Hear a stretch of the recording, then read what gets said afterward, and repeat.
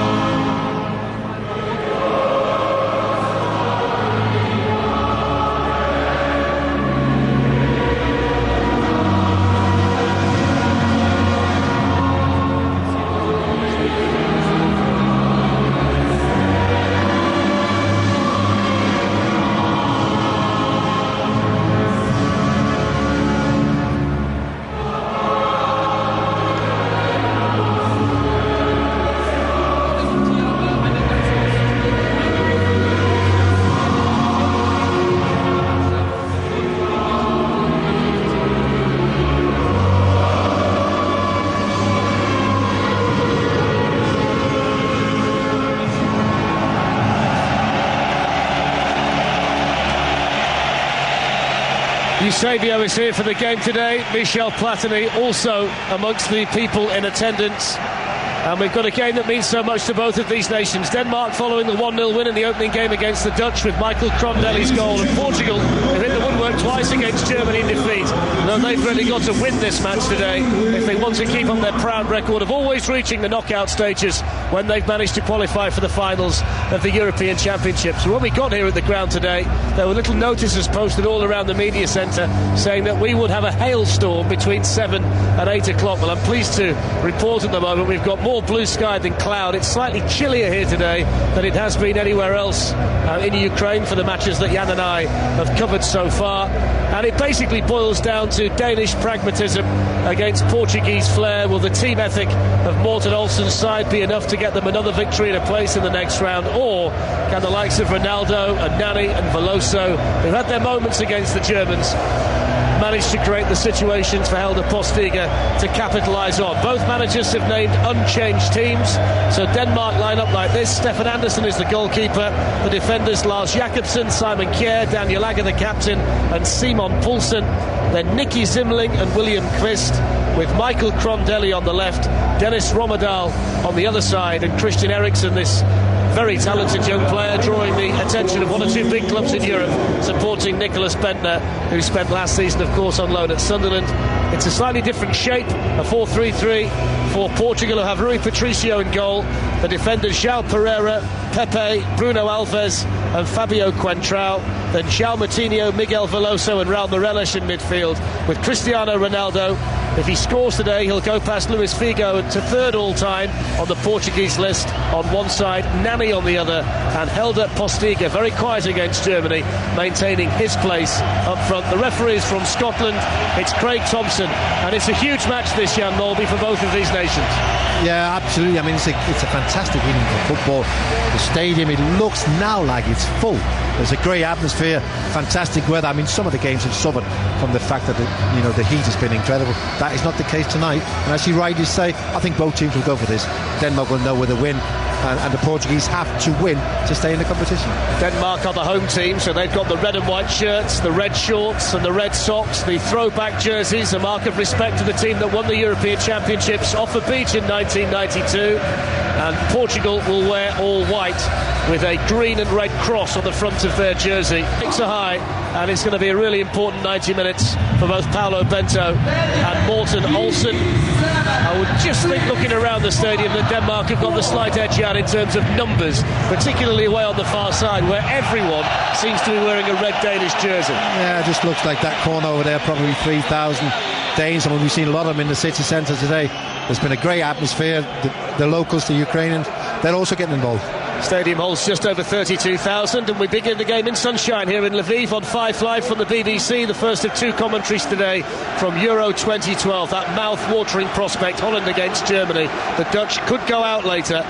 That kicks off 7:45 your time with Alan Green and Chris Waddle, and Steve McLaren will be part of the build-up to that match as well. And don't forget, we've got that exclusive interview from the England camp with Roy Hodgson at half-time in this match. Portugal playing from right to left in the first half. They're in possession with Nani of Manchester United, who runs into the Danish Footballer of the Year, William Kvist, just outside the Denmark penalty area. And then we see the first foul from the left of the centre circle. Takes it short to Kvist, and then back to Agger, and then out to Simon Poulsen on the left-hand side, a player who could be in the Premier League next year. He's being linked with Aston Villa, as it's played forward by Agger over the halfway line to the man who scored the winner against the Dutch, Crondelli. Then forward to the left again. Poulsen, the left-back, likes to get forward, but he sees the pass intercepted by Pepe, one of three players from the La Liga champions Real Madrid in this starting 11 for Portugal today.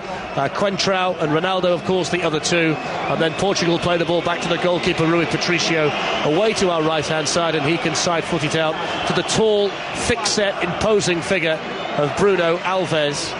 And then it's hit long by Pepe. Ronaldo will give chase, and that will skid away on the surface and will be steered out of play by Jars Lakefton, and that's a Denmark goal kick away to our left-hand side.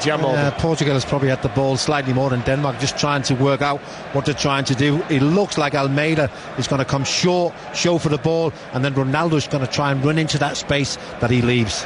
Here's Bentner just inside the Portugal half towards the left-hand side, and Poulsen, and that's whacked out of play by Chelsea's Raul Meireles, and it will be a throw-in 10 yards inside the Portugal half to Denmark. Two coaches here today at the opposite ends of the experience spectrum. Morten Olsen won over 100 caps as a player for the Danes, and he's been in charge for 12 years. He's extended his contract, so he will lead them in the World Cup qualification campaign.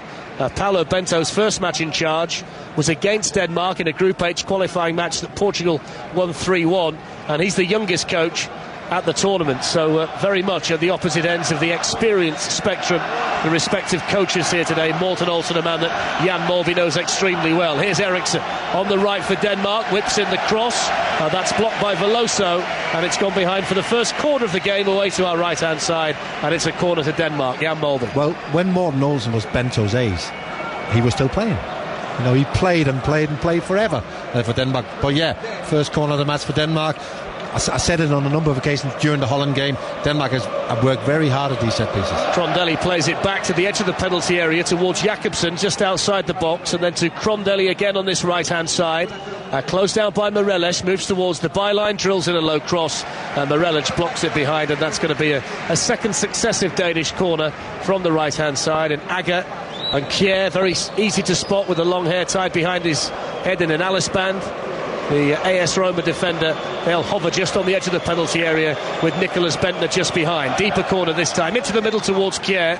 Flicked away from the shaved head of Raul Meireles, and now it's going to fall for Eriksen. The flag stays down, and it's a brilliant block inside the box by Pepe to divert it behind for another corner, but that was a great chance for Christian Eriksen. I think he's a little bit surprised. I mean, it was a poor corner cleared, Simling on the volley, and I'm not sure whether Eriksen actually thinks he's offside or not. Takes too long to react.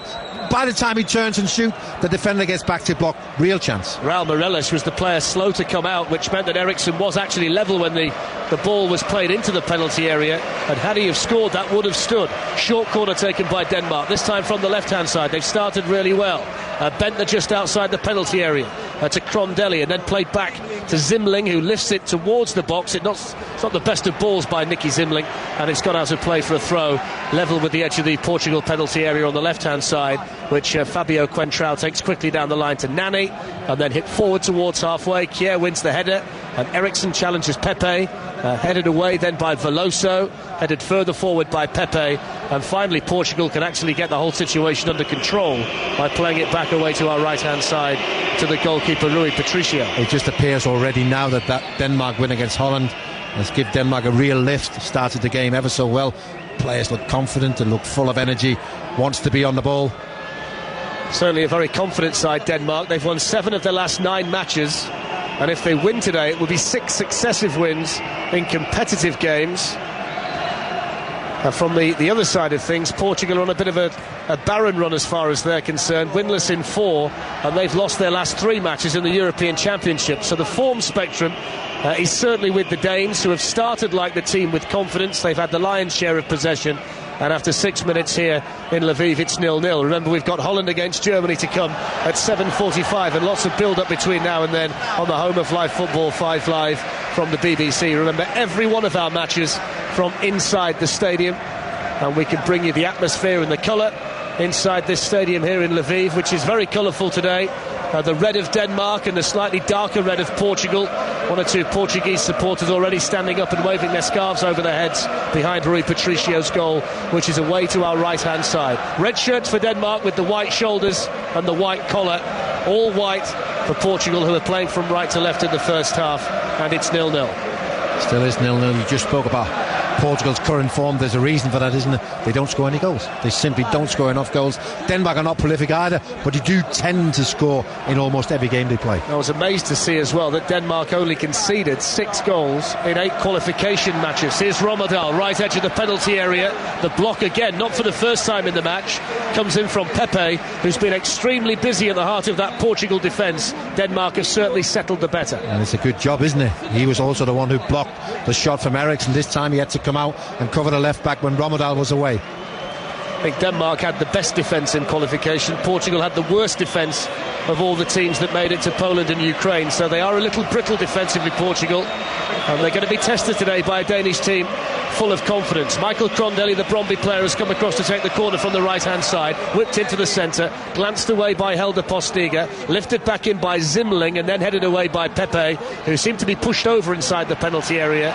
But the referee will allow the play to continue because Nani is rampaging forward down the right-hand side for the Portuguese. The first real opportunity for them to apply some pressure on the Danish defence. Nani on the right edge of the penalty area, faced by 2 Danish defenders, Zimling and Poulsen. Played back then by Nani to João Pereira, then infield to Raul Meireles, and then helped on slightly further to Miguel Veloso. Back out towards João Pereira on the right-hand side. Sends in the cross towards Ronaldo. It's too high for the Real Madrid player, and it floats out of play for a throw on the near side to Denmark. But they lack real ideas, don't they, Portugal? When they get the ball, they lack ideas, and you kind of sense they want to give the ball to Ronaldo and Nani, and they just hope that those two are going to create. It's interesting because we've talked about the lack of goals in the Portuguese team. They've played Denmark 12 times yet, and they've scored in every one of those 12 fixtures against Denmark. There's lots of history between the two. They've certainly become very familiar foes in qualifying in recent tournaments. They were in the same group for the South Africa World Cup, and also in the same group Group H for the European Championships. Denmark won the group. They actually beat Portugal in the last fixture to make sure of winning the group. But when the two teams played earlier in the campaign in Lisbon, it was Portugal who won on that occasion. And all the Danish fans in their red shirts are standing up and bouncing up and down. It looks like a big trifle in the far corner of the stadium, bouncing around, a big red and white jelly as the Denmark supporters start to enjoy the day. Here's the free kick whipped into the penalty area by Moutinho and volleyed away from inside the D by Zimling and out for a throw-in on the left-hand side.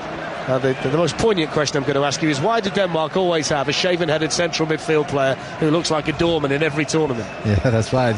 He's recognisable. For years ago, and people remember, played for Bolton, eventually Stick Tufting. Yep. And now we've got Zimling, who played ever so well in the first game.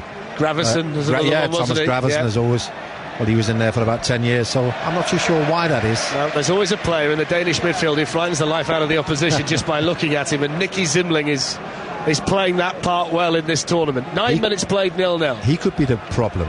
I'm just looking at him, and every time he's been involved, he's not quite happy. I mean, we spoke about Jakob Poulsen warming up before the game, and Zimling is not 100% happy. Well, Jakob Poulsen is now sat back on the bench. Jan and I can't decide whether it's a problem with one of the players in the Danish starting 11 or potentially a problem for Jakob Poulsen, and they're just taking a look at his fitness. But he's certainly not warming up anymore. He was sprinting around the field, doing diagonal runs and all kinds of shuttles, and then warmed up with the football, but he's now sat down on the bench. Here come Portugal. Morelos into the penalty area towards Nani, slid away by Agger, kept in play on the right by Pereira, crossed into the middle too high for Ronaldo, and very elegant defending inside the box by Romadal, who just took the ball down under the control and then cleared towards the halfway line, where it's picked up by Pepe and turned back to the goalkeeper Rui Patricio. They're just settling a bit, Portugal now, yeah. Yeah, but you have to expect Portugal to have their moments. I mean, they've got very, very good players in key areas. The one player they haven't got involved is Ronaldo so far. I don't think he's touched the ball. Took him a while to get started against Germany in the opening game. Nani was the more influential of the two wingers against the Germans in this very stadium at the weekend. But I think they're quite happy to play on that side and put in crosses for Ronaldo to get late into the penalty box. You would fancy Ronaldo to beat Jakobsen in the air every time. Well, 62 goals for Real Madrid this season tells you he's a man bang in form, Cristiano Ronaldo, but his country need a big performance from him today, because if they lose, then they're going to be going home and Denmark will be through to the knockout stages. That's a ball into the box towards Nani, who's battling with Simon Poulsen, the left back on the far side. Both of them went to ground inside the penalty area, and the ball has gone through and out of play for a goal kick to Denmark. No Thomas Sorensen, remember, in the squad. So Kasper Schmeichel is in the squad because Sorensen's back injury rules him out, and it means that Stefan Andersen, one of 5 Denmark players in the Evian team who play in France, they've had successive promotions, now they're in the top division in France, and he starts in goal. How to spell it? Charlton Athletic, of course. So 11.5 minutes played here in Lviv between Denmark and Portugal. Let's find out how Andy Murray's getting on at Queen's. Eleanor Oldroyd. All very tight and tense in this deciding set here, Darren. It is 4-3 at the moment to Nicolas Mahut of France. Andy Murray is serving at the moment. Remember that Mahut took the first set 6-3, Murray the second on the tiebreak 7-6. The Scot is the defending champion, the number 1 seed, and he's up against it here at Queen's. Cross into the penalty area by Nani on the far side, and they've got a couple of players in the 6-yard box there, Jan. Portugal held a Postiga and Cristiano Ronaldo, and Denmark get the ball behind for a corner. Yeah, it was that tactic again, wasn't it? Ball quickly out to Nani, and they get themselves into position in the penalty box. Postiga and Ronaldo. Miguel Veloso, the Genoa midfielder, has gone across to take the corner from the right-hand side in front of all of those Danish supporters who were jumping up and down. Takes it short, gets it back, whips it in, fisted away by the goalkeeper, who had to sprint off his line and punch that ball away under pressure from Cristiano Ronaldo. It was a really good ball in from the far side by Portugal.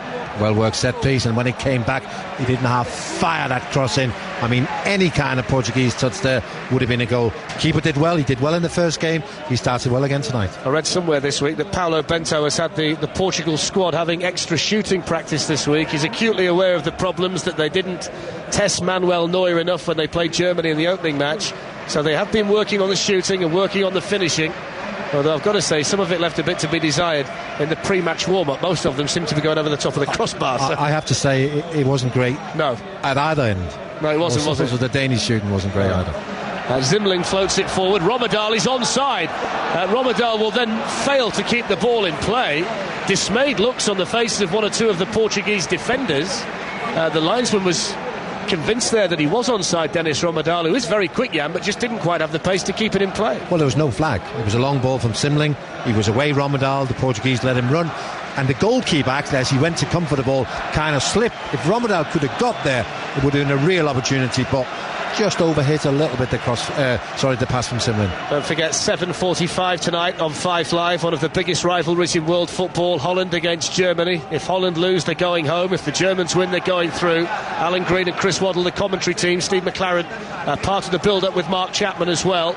And then tomorrow night we've got Italy against Croatia at 5 and Spain against the Republic of Ireland. Must-win match for the Republic at 7:45, you feel, after that humbling defeat against Croatia in the opening match. You'll hear both of those games from inside the stadium on 5 Live from the BBC. And if you want to stay in touch with Euro 2012, the best place to do it is the BBC website, because we've got all the news and all the information right the way through the tournament.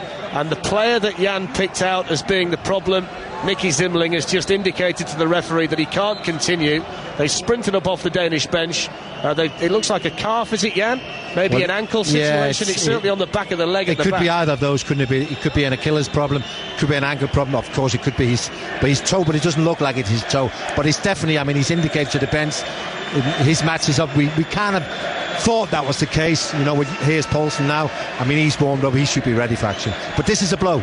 You know, people saying up to the Holland game, why is Simling so important? I think we saw that against Holland. You know, he breaks up play. He's a good passer of the ball. He's got a great engine. Hence, you can see why Morten Olsen was going to give him every opportunity to play this game today, even if there was a doubt, because he's such an important player. Yeah, he's the only player of his type in the squad, isn't he? Absolutely, really? But they've now took a chance, haven't they, Denmark? And now he's obviously injured. You know, it's whether he makes the next game against the Germans. Well, we'll wait and see. Of course, they can make that match irrelevant, apart from group position, if they can win the game today, because they would be in the knockout stages. Can't really think of many substitutes, Jan, who are more prepared than Jakob Poulsen. He's just about put 45 minutes in, hasn't he, before he comes on. All the running about and the warm-up that he was doing in the build-up to the match. Zimling is back on his feet and he's gingerly walking towards the far touchline. And Jakob Poulsen, the number 19, the central midfield player from Midtjylland, who scored the goal that qualified Denmark for the 2010 World Cup and was in the World Cup squad.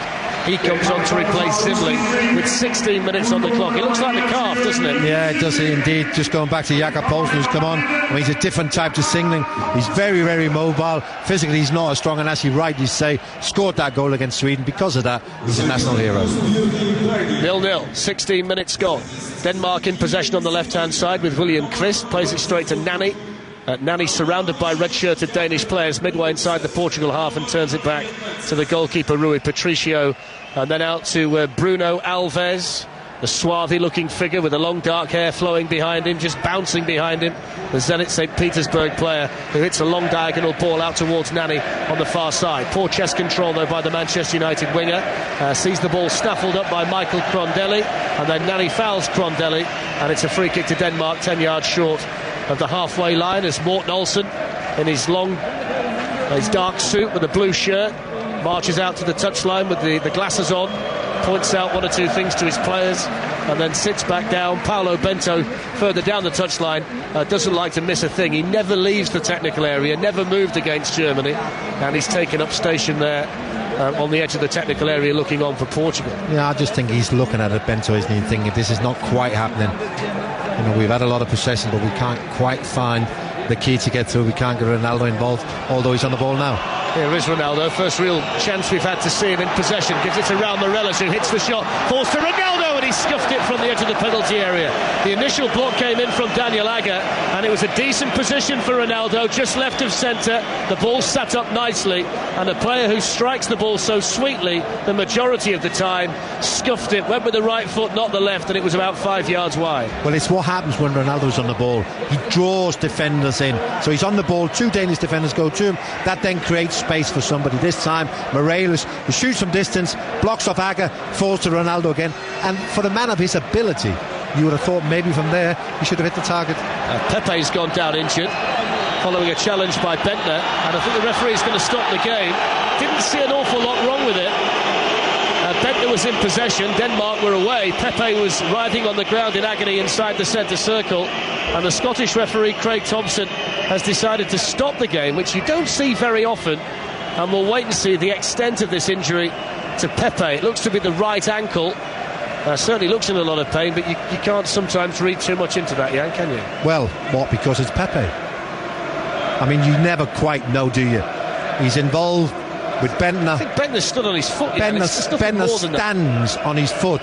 He falls to ground, then bangs the ground as if he's been kicked. The referee falls for that. That is poor refereeing that. He's caught him, hasn't he? Yeah, that game should have just gone on. Yeah. Now he's jogging off the pitch because he's had treatment, ready to come back on. But we're not surprised. We've seen this before from Pepe. How dramatic is he?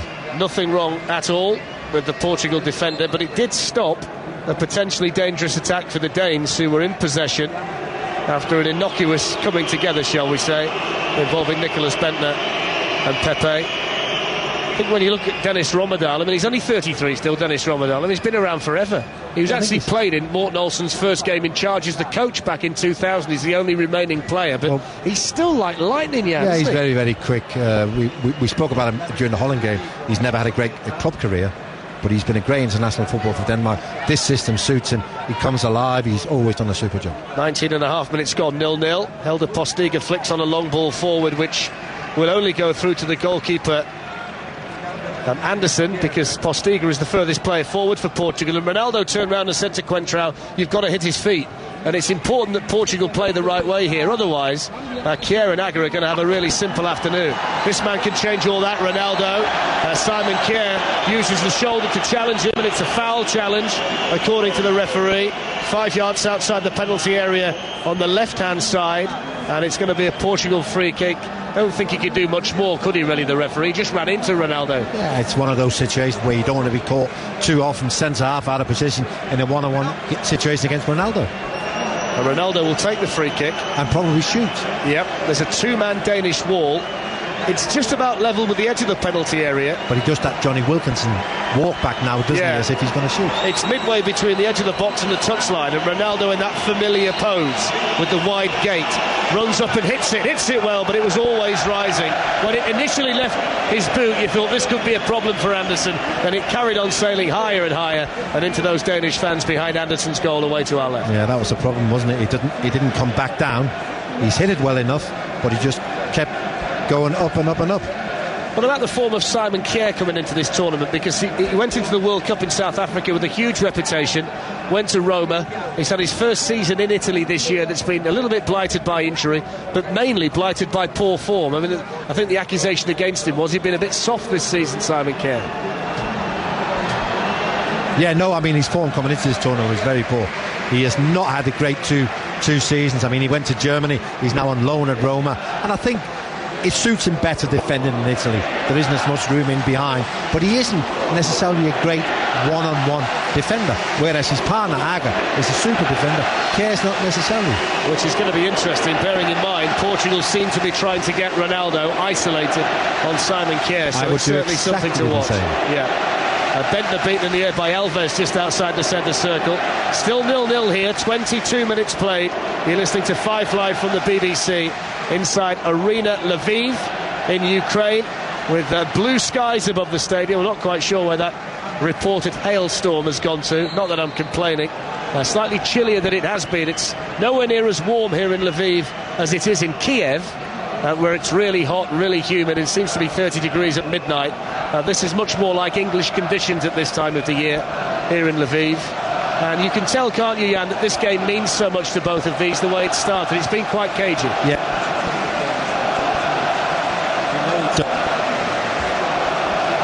Very cagey. Both well prepared. Here's Ronaldo. And Alves will be denied the possession by Veloso, who can then run towards the halfway line. Veloso's the playmaker, really, in the centre of this Portugal midfield. Morelos tends to break things up, and João Moutinho does the box-to-box role, but they combine well, the three of them, don't they? Yeah, they've got some good ball players. Portugal is just at the moment all their players around the halfway line, which quite suits Denmark, although when they just played the ball into Postiga needlessly from Agger, gave away a free kick, and this is going to be a threat. They've got some big players. Ronaldo, Alves has come up from the back, Pepe. So a free kick to Portugal, 10 yards inside the field from the left touchline.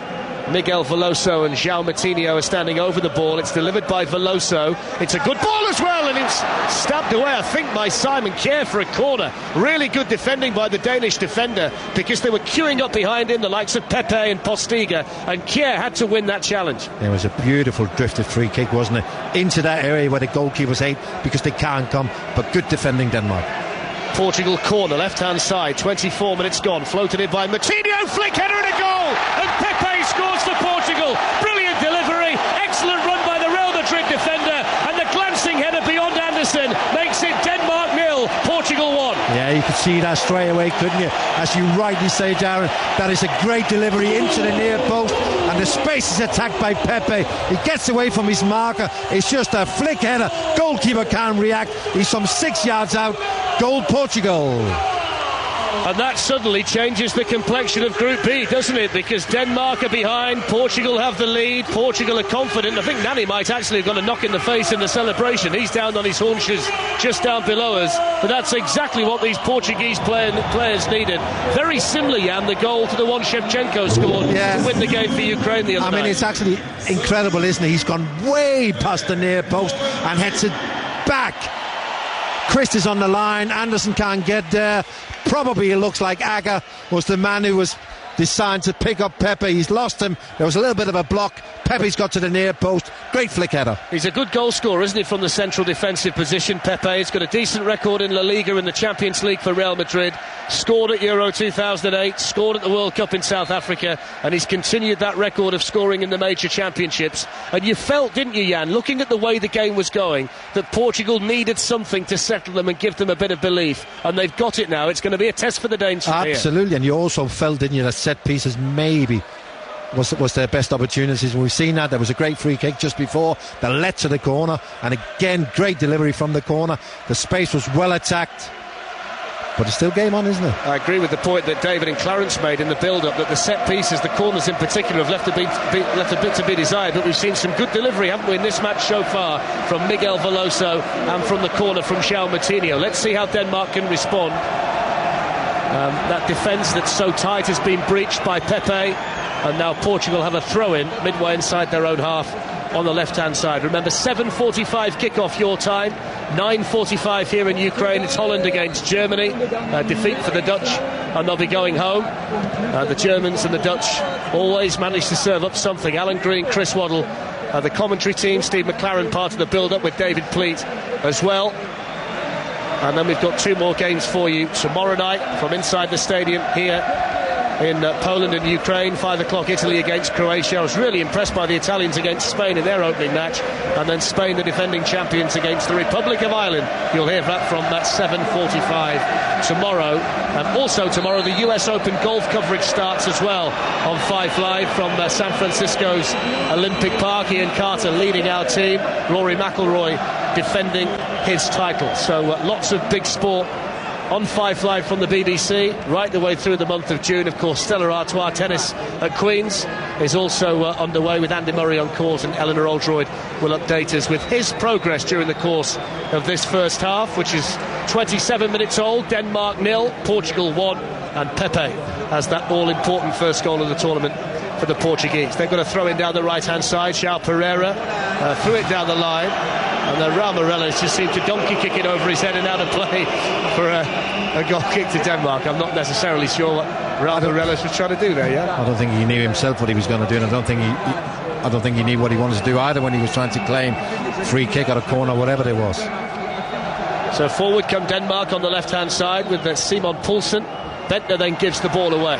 He's not really got started in the match. Now Ronaldo for Portugal slips it through to the edge of the penalty area to Postiga. Good challenge by Daniel Aga. That's exactly what Jan Molby was talking about. Aga one-on-one with the striker. Never looked like he'd lose the battle, did he? No, that's right. But again, Kjær's just been drawn a little bit out of position. Bit of ball watching. Ronaldo is just getting more and more involved with the game. We have another corner identical to the one that created the first goal.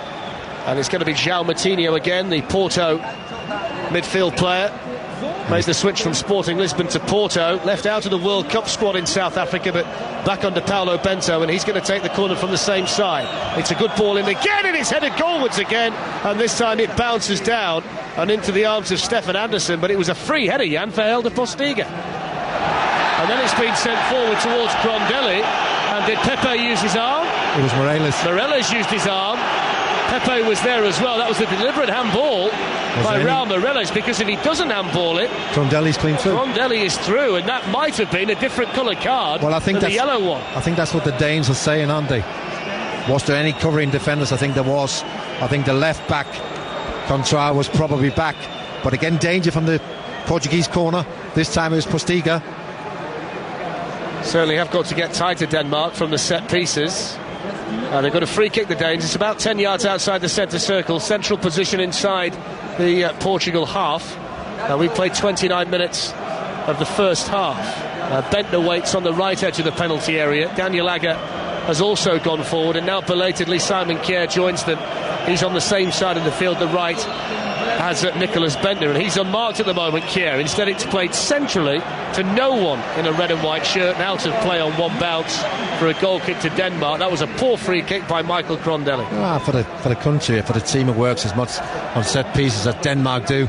That was poor. What they tried to do, they tried to draw the attention away from Agger with having Bentner and Kjær at the back of the penalty area, and then try and play a shorter one to Agger, but completely missed it. One or two crosses of St George around the stadium, so one or two England supporters in the ground today. There's a Queen's Park Rangers flag away to our left-hand side. I can see a couple more as you scan around the bowl of the arena. Away to our left, there are a couple in amongst the Danish supporters. Here come Denmark on the right edge of the Portugal penalty area. Played back to Kvist and then out towards Poulsen on the left. We're off to Queens very soon after this Denmark attack. Poulsen takes on Nani to the outside, then charges towards the byline. Good defending back there though by João Pereira. Nani can clear, so come in Eleanor Oldroyd.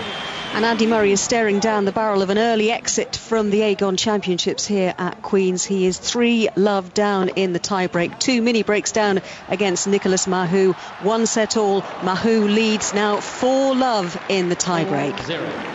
Ronaldo's just played a really good ball through to Helder Postiga and couldn't quite latch onto it. Stefan Andersson had to sprint out of his 6-yard box to pick it up, and then Postiga slipped over. Nothing intentional, collided with the goalkeeper. I think Postiga's probably more troubled by that than Stefan Andersson. Yeah, I think he might just be right. But again, Ronaldo came off the wing. He played a 1-2 with Morelos, I think, and then the pass. I mean, he's got that burst of pace, hasn't he, where he gets away from defenders. He slipped a little ball inside Agger.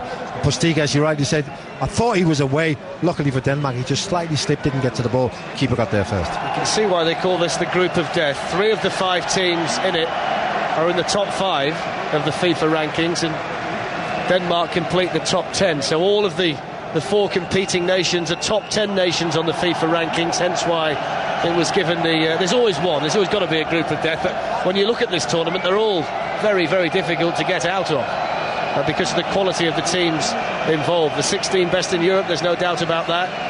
I'm hoping that by making it 24 in France in 4 years' time, it doesn't dilute the quality, although I fear it might do.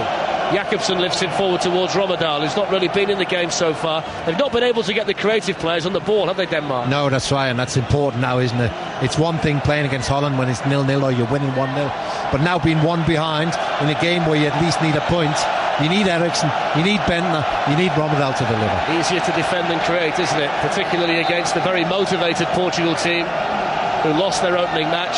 And Eriksson's hardly been on the ball, the player that Jan's just mentioned, not seen Bentner, and they've not been able to exploit the pace of Dennis Rommedahl on this right-hand side. I noticed today that Quentrao, the left-back, the Real Madrid left-back, who loves to get forward, he actually usually plays as a left-sided midfield player, doesn't he, for Jose Mourinho. He's playing much more defensively today and not really allowing Rommedahl to get in behind him. I think he's well aware, isn't he, of the threat that he poses. He pushed on a lot more in the game against the Germans. We've got the Mexican wave sweeping around the arena. Everybody's involved. Nobody's sitting down. They're really enjoying themselves in here. Here's Ronaldo for Portugal. wearing the captain's armband, on the run. Good run by Ronaldo, still got the ball, went for the shot, just had it taken away from him. It was a challenge just outside the penalty area on Ronaldo by the man that was tracking him all the way, Lars Jakobsen, and he's given a free kick in Ronaldo territory, and this has got to be a big concern for Denmark and a concern for Portugal as well. Ronaldo is still down on the ground. Let's quickly go to Queens while Ronaldo gets this bit of treatment. Ellie. Where Andy Murray has lost to Nicolas Mahut in a third set tie-break. Congratulations to Mahut, who played brilliantly on this grass court here, and Andy Murray just looking out of sorts. Not the great start to his Wimbledon campaign that he was hoping for. The Wimbledon champion, the Queen's champion, the #1 seed, is out here at Queen's. Thanks, Ellie. So a bad start to the grass court season for Andy Murray as Ronaldo lines up this free kick. It's 2 or 3 yards outside the penalty area. It's left of centre. It's the perfect position for Cristiano Ronaldo. Stands there with those legs apart, the hands dangling by his side, stares the goalkeeper in the eye. 4-man Danish wall with 2 Portuguese players on the end of it as well. Here comes Ronaldo with the right foot, hits it, deflected just over the bar. Ronaldo turns away and holds his head in his hands. He went for a slightly more subtle approach than the usual jackhammer strike, and it hit the edge of the wall and spins behind for a corner to Portugal. Yeah, it was an instep, wasn't he? He was trying to lift it over the wall. It hits the head, I think, of Kjær. But the worry not just being 1-0 down, but also the fact that Ronaldo is now starting to show. Just seen the replay from behind, and I think if that ball had gone over the wall, Anderson would have had a real trouble. Yeah, I think real problems to try and get over there, wouldn't he? 10 minutes of the first half to play. Denmark 0, Portugal 1 on 5 Live. Corner floated in by the Portuguese from the right. Anderson makes the catch on the edge of the 6-yard box.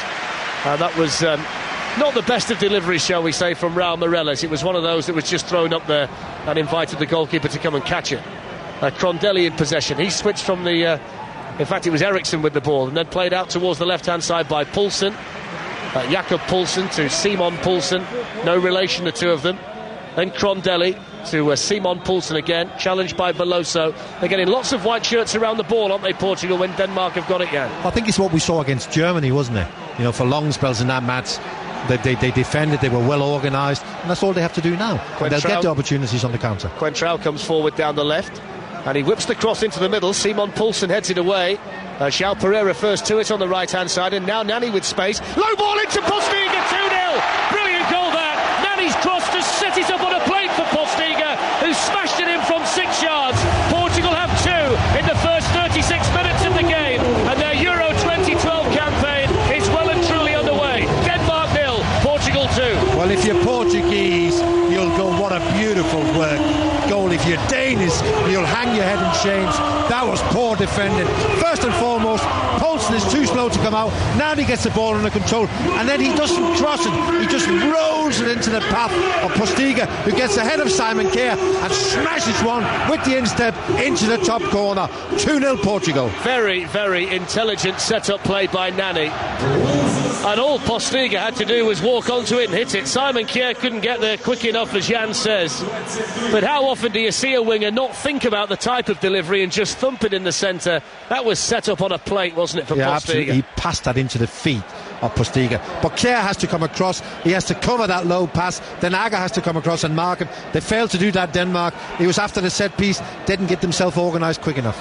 England fans know all about the danger of Helder Postiga at the European Championships. Remember, he scored that late goal in Lisbon at Euro 2004, the game that England eventually lost. Got 5 goals in qualification for Portugal. Plays for Real Zaragoza these days. Had a spell at Spurs, don't forget. And you always wonder what kind of team Portugal would be if they could find a prolific scorer at international level. I know that Pauleta was around for a while and scored plenty of goals, but not really when it mattered.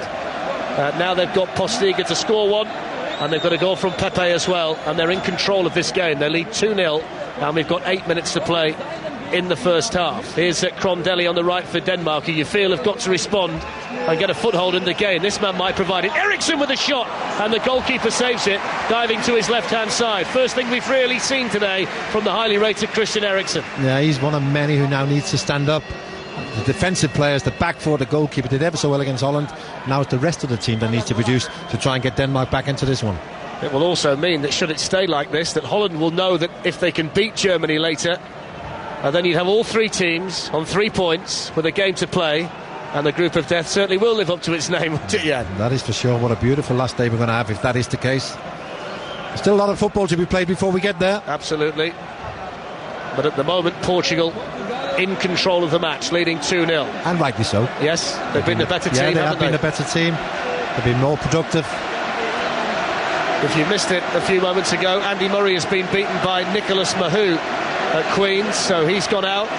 Not the ideal preparation for Wimbledon. 7:45 tonight, we've got Holland against Germany. Alan Green, Chris Waddle, your commentary team. We've got Steve McLaren joining us for the build-up to that game as well. And we've got an exclusive interview from the England camp with Roy Hodgson at half-time in this game, which has got 6.5 minutes to run, the first period. And Denmark in the red shirts with the white shoulders trying to get themselves back in the contest. And they're coming forward, although Rommedahl is offside. And it's going to be a free kick to Portugal just outside the penalty area. Yeah, it's important, isn't it? Rommedahl has to keep the width. He has to make sure he stays on side. Then when he gets involved, he has to deliver. Just seeing the studious looking Morten Olsen with a notepad in his hand and a pen, just jotting down one or two notes for the half-time team talk, where I'm sure he's going to demand more from his players. I mean, they're not a prolific team, are they, Denmark? No. And they've got to score at least 2 now to get something from the game. But he's not scared to react, Morten Olsen, that's for sure. If he thinks there's something, anything that can improve this, whether it's a substitution or whatever, he'll make that substitution. Postiga to Ronaldo. Didn't get there. Kvist is able to clear it towards halfway, where Bruno Alves powers the header forward. Simon Kjær wants the goalkeeper to come and get this, and belatedly Stefan Andersson is able to do that. So you're listening to 5 Live from Arena Lviv, our coverage of Euro 2012 from Poland and Ukraine. And we've got a scoreline here of Denmark 0, Portugal 2. Pepe with a header after 24 minutes and Postiga with a goal on 36. There's a crossing by Poulsen into the Portugal penalty area, dealt with by Pepe, and then toe poked away by Nani towards the halfway line, where Moutinho will harass Kvist and force him back into his own half. And in fact, I think I thought he was going to force him to play it back to the goalkeeper, but he plays it square to Simon Kjær, and the tall blonde-haired figure can hit it long to Bentner. Bentner heads it back to Crondelli just outside the penalty area. Then Nicholas Bentner again. Lars Jakobsen is in space on the right. That's a good run by Jakobsen and a good ball to find him by Bentner. Jakobsen takes on Ronaldo, then he rolls it back. It's whipped in by Jakob Poulsen. There's the chance for Crondelli, and Bentner must score, and he does. Flag stays down and Denmark are back in it, and Nicholas Bentner scores with a close range header. And with 5 minutes left in the first half, it's game on now in Lviv. Denmark 1, Portugal 2. Yeah, he worked that ever so well, Denmark. The ball has moved across. Bentner's pass out to Jakobsen. Ronaldo hasn't spotted the run of Jakobsen. He comes back inside, rolls a little ball to Jakob Poulsen, who then puts a beautiful cross to the back of the penalty area, where Crondelli arrives late, spots the goalkeepers off the line, just lifts it with his head over the goalkeeper, in for Nicholas Bentner, who scores for the 5th consecutive time against Portugal. Jan Molby's been doing his prep in preparation for the game, but that sets it up superbly. You just got the feeling, Jan, didn't it, that Denmark needed a goal before half-time, and they've got it. It's the first thing they've shown in the match so far, Denmark going forward. But it was good play. They worked the space ever so well. So now Denmark will come forward again down the right-hand side. Jakobsen, who certainly played his part in the goal, has now won a free kick for a handball by Quentrell, which they could have taken quickly because Jakob Poulsen had made a good run, which wasn't spotted by the veteran Jakobsen, playing in the European Championships at the age of 37. And he's still got the ability, hasn't he, to get forward and join in. Well, he did well for the goal, didn't he? Bentner held the ball up well. He had to get involved. He created the space. He scored the goal. Agger and Kjær have joined the tall figure of Bentner on the edge of the penalty area for this Danish free kick, which is taken by Simon Poulsen. Simon Kjær heads it down and heads it too near the goalkeeper, and Rui Patricio can make the save. Just 2 minutes before that Denmark goal, you were looking at Portugal. They were really up for it, full of confidence. They were winning their challenges, they were winning their tackles, they were first to everything. But goal changes games, it changes moods in camps. It does, but there's never really a comfortable lead for the Portuguese because they're so brittle at the back. Absolutely, yeah. I mean, you go back to the qualifying 4-4 at home against Cyprus, beat Iceland 5-3. They're always capable of leaking goals. I noticed in the build-up to the tournament that Morten Olsen banned his players from using Twitter and was then criticised by the sports minister for doing it. And Morten Olsen replied by saying, well, you stick to politics and I'll stick to putting a team together. I wonder if he might lift the ban if they get through to the knockout stage. Absolutely never any hope of that whatsoever. He's a bit of a stickler, is he? Yeah, he is. Absolutely. He was no different when he was a player. He behaved and did things as he was the coach already. Then he's the captain of Denmark, you know what I mean? But yeah, if you thought there was a guy who was going to be a coach, he was him. All the publications I read in the build-up to the tournament suggested that he'll take the team to the World Cup because they've got some good young players coming through like Victor Fischer at Ajax, etc. And then Michael Laudrup would be the obvious man to replace him, although he looks like he's going to be the Swansea manager, so maybe the Danish Football Union need a bit of a rethink there, yeah? Yeah, there's every opportunity, but the problem we've had, you know, we kept Morten Olsen for so long. He's a very popular, he's a great coach, but there's been no one else really you could give the job to. Here's Nani on the right edge of the Denmark penalty area, makes room, sends in the cross towards Postiga, goalkeeper missed it, and Simon Kjær clears it away from Ronaldo, who thought he got a tap in. Now it's with Quentrao on the left-hand side, still Portugal press, in towards Postiga, Agger didn't allow him to get his head to the ball, and eventually it rolls out of play and behind for a goal kick to Denmark. But when those crosses come into the penalty area from particularly the right side and Nani, they cause an awful lot of problems, Jan. No, only from the right. You know, Dave definitely target Poulsen as being a weak defender, and he has not at any stage during the first half got close enough. Nani's put in 4 or 5 crosses, one of them the goal came from, has to get closer, Poulsen. A near miss for Denmark. It remains Denmark 1, Portugal 2 on 5 Live. The final minute of what's been a fantastic first half with both teams committed to attack. And I don't want to put the curse on it, but I'd be absolutely amazed if the goal scoring's finished at the moment. And here comes Nani. Running down the right, he's got João Pereira backing him up, sprinting forward from right back. Ronaldo and Helder Postiga in the middle. João Pereira at the byline. Cross blocked over there by Agger, I think it was. And then Simon Poulsen can play it out to Crondelli. And then out to Jakob Poulsen. And then forward to Bentner on the halfway line. And now Denmark will turn defence into attack in impressive fashion. They've got a 4-on-4 here. Bentner on the left. Pepe lunges in and makes the challenge. And then Pereira will play it forward to Nani. It's like a third round FA Cup tie, Jan Mulby. Both teams going in. I think both teams sense the next goal. Very important. Denmark to get back in, and Portugal possibly to get out of sight. Nani just outside the box towards Postiga. Extremely well read by Liverpool's Agger. And now Crondelli can run towards the halfway line. 2 minutes of additional time to play. And the ball is with Christian Eriksen, midway inside his own half, the 20-year-old from Ajax, linked with Manchester United among others. As Jakobsen can run forward into a lot of space down the right for the Danes and play it square to Crondelli. Crondelli pokes it back then to Jakob Poulsen. Poulsen just outside the penalty area, square ball to Eriksen. Eriksen then moves the play into a wide area to Daniel Agger. And Agger rolls it forward to Eriksen, then back to Agger again. And then square to Jakob Poulsen just outside the dig. Poulsen to Bentner, just outside the penalty area still. Bentner to Jakobsen, that's a really good ball by Bentner. Jakobsen crosses, blocked by Quentrao, and out for a throw-in. That goal has really settled Denmark down. Yeah, you were looking for a response once they went 2-0 down. There was a 5-minute lull where not a lot happened. But since the goal, it's all one way, it's all Denmark. Don't forget we've got that Roy Hodgson exclusive interview to come during half-time on 5 Live, and then the whole of the second half, followed by Holland against Germany with Alan and Chris. Here's Agger, inside the centre circle, the captain of Denmark. Forward ball to Crondelli, and then Agger can amble forward down the left and find Bentner. Poulsen's made the run. Bentner couldn't supply the pass. It breaks down, and now Veloso will run towards halfway for Portugal, who get forward really quickly. Postiga collided with Crondelli off the ball, and he's rolling around. The Portuguese attack continues, though, with Nani. And Nani takes on Crondelli. Low ball into the middle. Moutinho couldn't quite get there, and it's smothered by the goalkeeper, Stefan Andersen. Yeah, it's most definitely a problem, isn't it? Denmark defending on the left side against Nani. He's been excellent in this first half.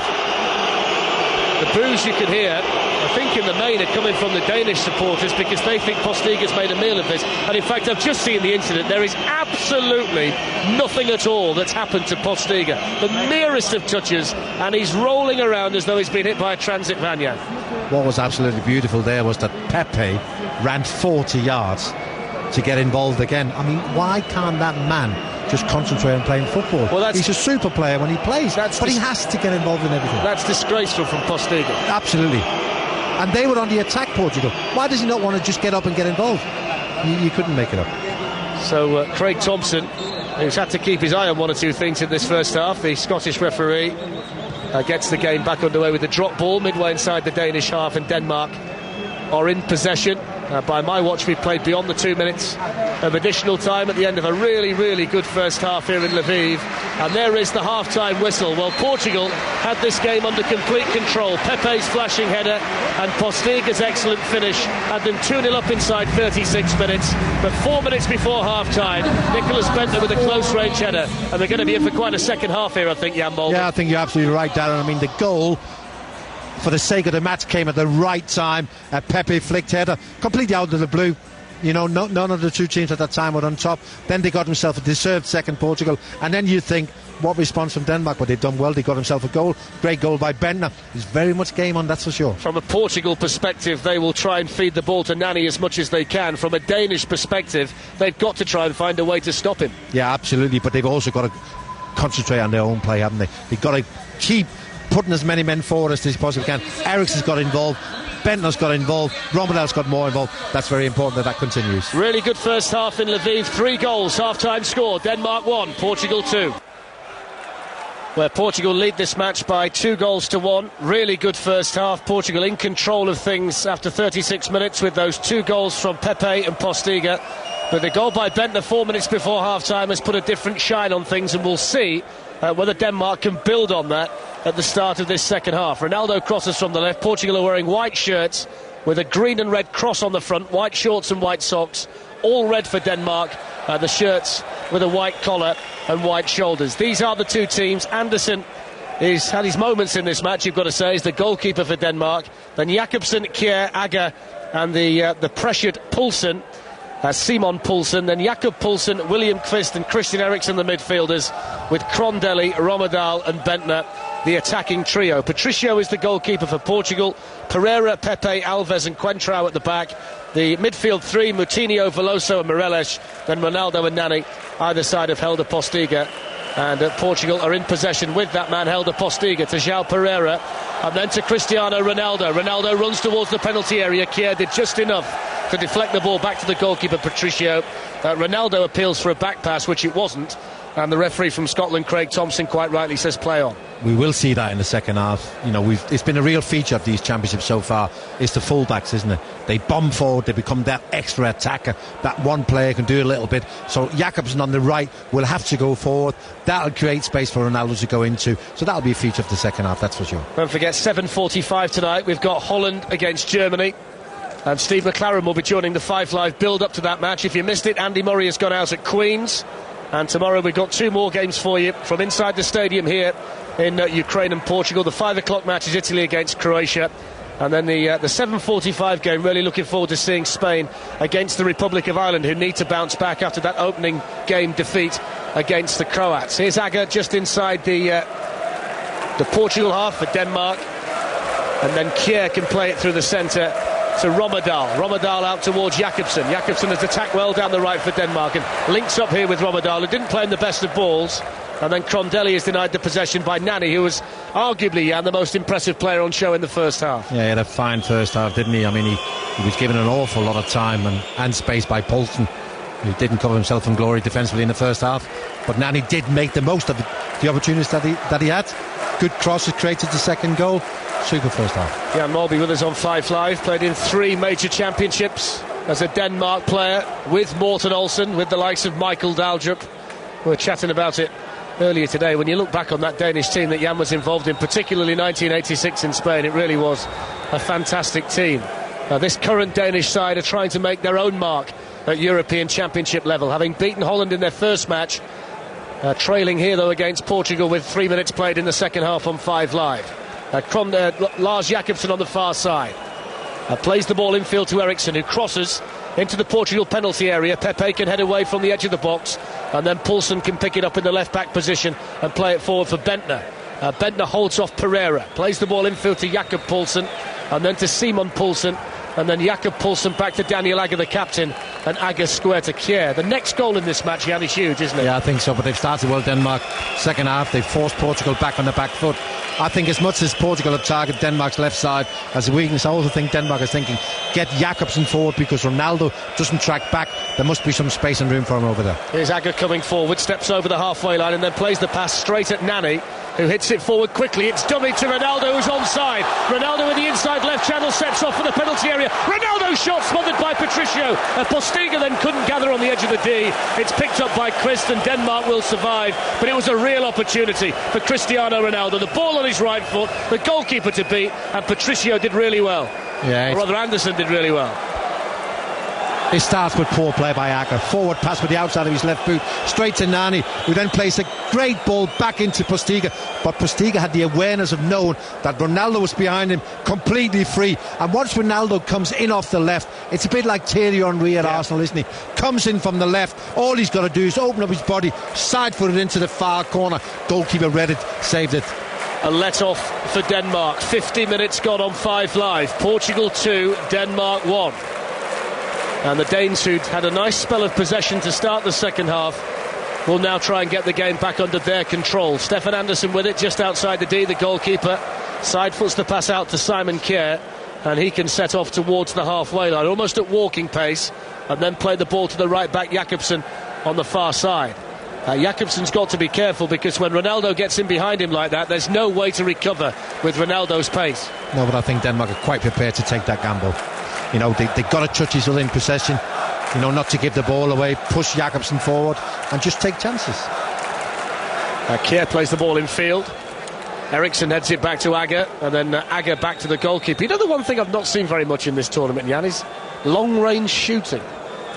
You've not seen players get to within 25 yards of the goal and pull the trigger, have you, at all, really? There's no excuse, is it? Because that's a great ball, the tango, isn't it? Yeah. And Morelos has just played a really poor pass. They got men over there, Portugal. Ronaldo on the left, Nani on the right, and Postiga through the middle, and they were backing off the Danish defenders. And Morelos, in his efforts to find Nani, has just kicked the ball out of play on the far side. He's been really disappointing, Morelos, for me, in both matches so far. Yeah, but I'm just coming back to the shooting and the ball. I mean, I don't think there's a much truer ball than this tango is. I mean, there was a lot of talk about the ball before the 2010 World Cup. There hasn't been any in the build-up to this. This is a super ball. It's great for the goalkeepers. It's great for people who want to shoot from 25, 30 yards. You know, so maybe as the tournament goes on, we might see a few rockets from distance. We've not seen any quotes from goalkeepers about the ball that flutters around like a pigeon, the one that we had in South Africa, which you didn't know what was going to happen from the minute it left the player's boot. This one is so much truer. Here's Morelos trying to win the ball back just short of halfway. He's then fouled by Jakob Poulsen, and it's a free kick to Portugal. They take it from completely the wrong place, from inside Danish territory. The foul was actually committed in their own half. This time, well, they're still going to take it from the wrong place, but never mind, hey.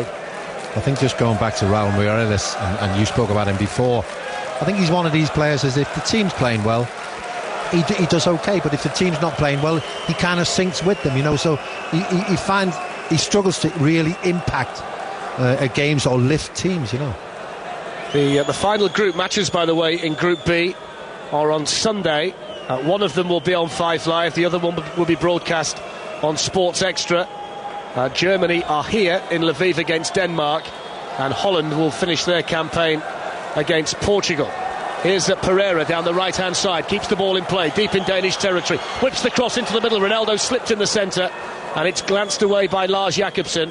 And then we see two Portugal players collide, Coentrão and Veloso. Coentrão went to ground, Veloso comes away with the ball, and then they both have a discussion as to whose it should have been. João Pereira now, the right back, who loves to attack down this right flank. Now he feeds Nani. Ronaldo's made the near post run. Nani didn't produce the cross. Then Nani rolls the ball under his foot and teases Simon Poulsen and beats him easily and whips in a low cross to the near post, which Stefan Andersson is able to hold. It's all very good saying, isn't he? He's being isolated, Poulsen, in situations against Nani, but when you're losing 2-1, you need a point. Then Crondelli can't use all his energy trying to help him, so you have to take chances. You have to be good enough defensively, at least from time to time, to be able to cope with the threat. They could be familiar foes in the Premier League next season, Nani and Poulsen. I bet Nani can't wait. No, rumours that he could be on his way to a Premier League club, possibly Aston Villa.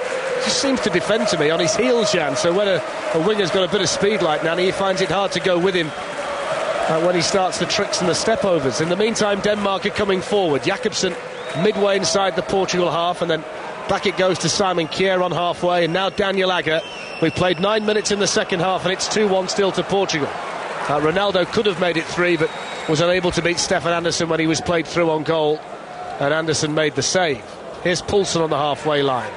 And now Eriksen's given it straight to Postiga. Terrible pass by the youngster. Ronaldo's up there with him. Postiga goes through the middle. Daniel Agger recovers really well to make the challenge.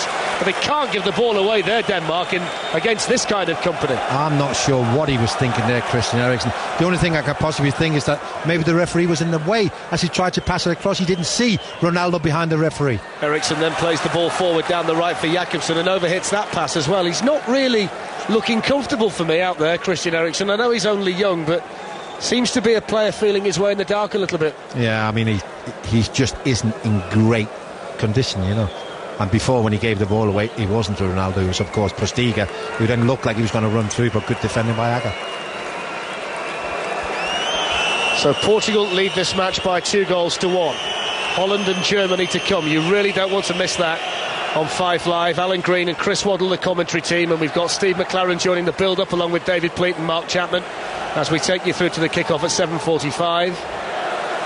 Tomorrow we've got Italy against Croatia and Spain against the Republic of Ireland. All the big games coming thick and fast from inside the stadia here in Poland and Ukraine as well. You won't miss any of the news. And if you want to stay in touch with the European Championships, check out the BBC website, because all of the news and information and the match schedules are on there as well. Denmark attacking down the left with Jakob Poulsen. Had the opportunity to play Simon Poulsen in, but it's intercepted by Nani, who exchanges passes with Moreles, and then he's caught from behind by Jakob Poulsen, and that's an easy decision for Craig Thompson. That's going to be a yellow card for Denmark's substitute. Yeah, again, it's Denmark needlessly giving the ball away. Nani on the break, away from Poulsen. Very little choice. Took one for the team. Nani is still down. I'm pretty sure he's going to be okay. It was a trip rather than anything malicious. Nani gets to his feet without the need of treatment. Bento is still prowling the technical area, the Portugal coach. Morten Olsen prefers just to sit down. He's far more studious of the two. Bento's a real bag of energy.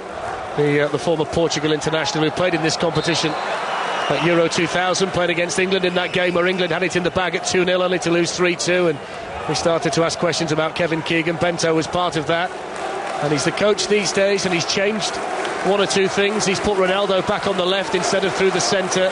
He's expanded the role of João Moutinho, and he's also switched Pepe from central midfield to centre-half, which has balanced out this Portugal team a lot more than it was when Carlos Queiroz was the coach. And now they've got this free kick, yard in from the right touchline. Miguel Veloso is standing over the ball. There's a two-man Danish wall comprising Krondeli and Eriksen.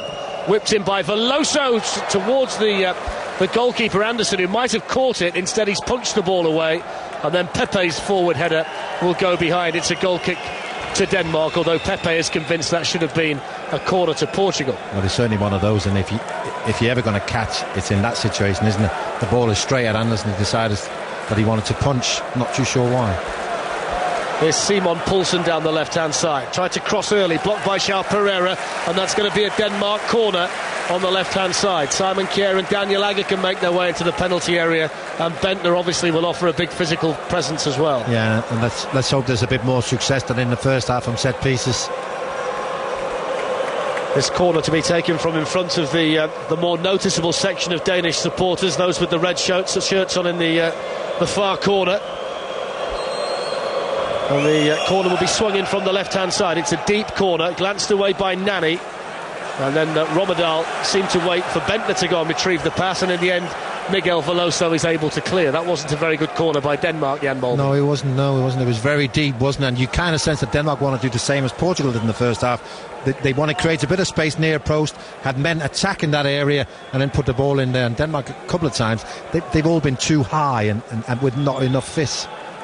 Just past 8:15 local time, and we've still got the blue skies above the arena. I'm not sure where that hailstorm went, but I'm glad it's not here, because it was supposed to be extremely windy and pretty stormy, and there's not much cover above you inside the stadium in Lviv. So what they've given us is this big long sheet of polythene, which when it rains you roll it over you, and it's like broadcasting from a tent.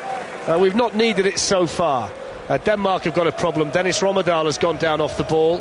Looks to me as though it's some kind of muscle pull, Jan, and he's made that signal to the bench that he might not be able to carry on. It might actually be the hamstring, is it? It is indeed a hamstring. He just overstressed as the ball was played forward, and he's just signaling, as you rightly say, That's the end of his game as well, which of course gives Denmark a problem. So second substitution they've been forced to make through injury. Romedal's going to come off. And it looks as though the number 23, Tobias Mikkelsen, will be the player to come on. Made his debut in November against Finland. He's a winger, yet to score for Denmark. Tell us a bit about him, Jan. Well, he plays for the champions. He's had a very good season. Technically very, very good. Quick, lively. But, you know, at this level, he's still got it all to prove. You know, if we do have to use the polythene, if we actually bring some tomatoes, we could grow them quite nicely underneath. It'd be like one of those cheap greenhouses. You know, if you don't want the actual glass one in the back garden, so you grow your tomatoes underneath the polythene. That's what we're going to be like under that, especially if it's a warm storm. You know, if the temperature goes up and it's a bit warm storm. A warm storm, yeah, which we do get here. Yeah, you do indeed. We had quite a humid storm yesterday. You imagine what we'd be like under that? Actually, not sure you get me and you underneath it, to be honest. And now a gone in Lviv. And it remains Portugal 2, Denmark 1. All the goals scored in the first half. And Mikkelsen gets his first touch. Won't be the first Mikkelsen we talk about this week, with the US Open Golf starting tomorrow. They'll certainly hope that the younger Mikkelsen, the one in the Danish shirt, can make an impact for them in this match. A positive result for Denmark puts them in a really strong position going into the final group game against Germany. They will be hoping for at least a point from this, and then a win for Holland, and then they would have the opportunity potentially to put the Germans out on Sunday. I mean, anything can happen in Group B. I don't think anything. I think we will get to the last day where anything can happen. And you'll hear both of those games on 5 Live and 5 Live Sports Extra. They're played simultaneously, the final group matches, of course, and so that there's no skullduggery when people used to concoct a draw. You can't do that these days because you don't know what's happening in the other match. We'll bring them both to you. We'll give you the choice of which game you want to follow, one on 5 Live and one on Sports Extra, and that will be the case throughout the final series of group matches. Bentner flicks on for Denmark on the right-hand side, and now it's with Mikkelsen. Infield of Mikkelsen is Eriksson. Mikkelsen plays the ball back to Kvist, and then Kvist to Jakobsen. Mikkelsen back to Jakobsen again. Those two combine, all of this taking place midway inside the Portugal half, and then they contrive to give the ball away. Although Morelos then ran into Postiga, and Denmark have got it back again now on the left-hand side with Simon Poulsen to Bentner, and then to Crondelli on the left, who's been really quiet in this match. Michael Crondelli, the man who got the winning goal against the Dutch in the first match. Good ball by Bentner. Jakobsen running forward down the right. Men in the middle. Went to cross. Tried the powerful low one, which is blocked. And then he's whacked towards goal by William Kvist on the volley. And it's just wide. Fantastic strike by Kvist. He wouldn't have known anything about that, Rui Patricio. And it flashes wide of the Portugal goal. Yeah, it's that move again, isn't it? Creating the space on the right for Jakobsen. He joins in the attack late. Good switch play, and as the ball comes back, it's Kvist, who doesn't score many for club or country, but he hits that ever so well. We're talking inches, and that you rightly say, Darren, keeper was beaten. That was a similar strike to the one we saw for Ibrahimovic, wasn't it, the other night, where the goalkeeper would have been able to do nothing whatsoever. Yeah, absolutely. It was a great strike, one very difficult on the half volley. You know, defenders come and run at you, but he hit it ever so well, Kvist. It's just closed up again, the game, hasn't it? I think both very sets much of like players, the first half, isn't it? they're aware, aren't they, minutes. of how delicate the stage is at the moment. Denmark will have to gamble at some stage, but not as of yet. Here comes Tobias Mikkelsen down the right. Miguel Veloso, the defender. Mikkelsen's got away from him. Then he sends in the cross. It's a poor cross. It's straight at the goalkeeper. And there was Bentner and Crondelli waiting in the middle for some quality. Yeah, he did ever so well, Mikkelsen, to create the space, and he knows exactly what he wants to do. He wants to hang one up. He knows Bentner's in the box. He knows he's favoured to win any crosses that comes in. He just didn't get it quite right. Nani loses possession. We've not seen as much of Nani as an attacking threat in this second half, although here's Ronaldo, spins on the edge of the penalty area, stabs it through towards Postiga. Brilliant challenge again by Daniel Agger. That's the third one-on-one challenge in this match that Denmark's captain has made superbly well. Yeah, he's a great defender, isn't he, Agger? Very aware, spot danger very, very quick, and this time again Ronaldo, great reverse pass, and you think Agger's in trouble, but he just gets himself back with great timing. He never actually looks as though he's going to lunge in and concede a penalty, does he? No, he looks very much in control, doesn't he, you know. And now it's Portugal's turn to make a change, and they're going to take off Helder Postiga, and it's the same change that Paulo Bento made at the weekend against Germany, and he's going to send on the 20-year-old Nelson Oliveira, who has played in the Champions League. He's yet to score a league goal for his club side Benfica, And he found it quite difficult against Mats Hummels in particular here on this pitch against the Germans, but he comes on with 19 minutes played in the second half. Are you surprised by the change? Yeah, slightly, yeah. You know, Postiga's got himself a goal, you know, and you think with his confidence up, he's physically strong, and he's proven at this level. He might not be proven as a great goal scorer, but he is proven as an international player. So I'm slightly surprised that they decided to make this change, Portugal. Can make an impact, Nelson Oliveira. Came on to make his Champions League debut for Benfica against Zenit this season and scored after 10 minutes. So he's got the ability to score on the big stage. And we'll see whether he can get that all-important third goal for Portugal here in Lviv. In the meantime, Denmark are coming forward. Mikkelsen again sends in the cross towards Bentner. Should have gone towards the near post. Pepe gambled in that area and is able to clear it behind for the corner. But Mikkelsen looks extremely lively since replacing Rommedahl. But he's a better footballer than Rommedahl. He's more intelligent, he's got better feet. He's not as quick, but again he was on the right. Mikkelsen, Eriksson, Jakobsen all involved. Agger's gone forward, Kjær's gone forward. Corner for Denmark. Young Christian Eriksen's gone across to take it from the right-hand side. Takes it short to Mikkelsen. They've got the overlapping player. Then Eriksson will cross low. It's a chance for Crondelli to turn. Couldn't turn properly. Pepe made the challenge. Then it's crossed into the danger area. Patricio comes off his line and makes the catch. Well, there's enough to suggest, isn't there, that there's a goal in this match for Denmark.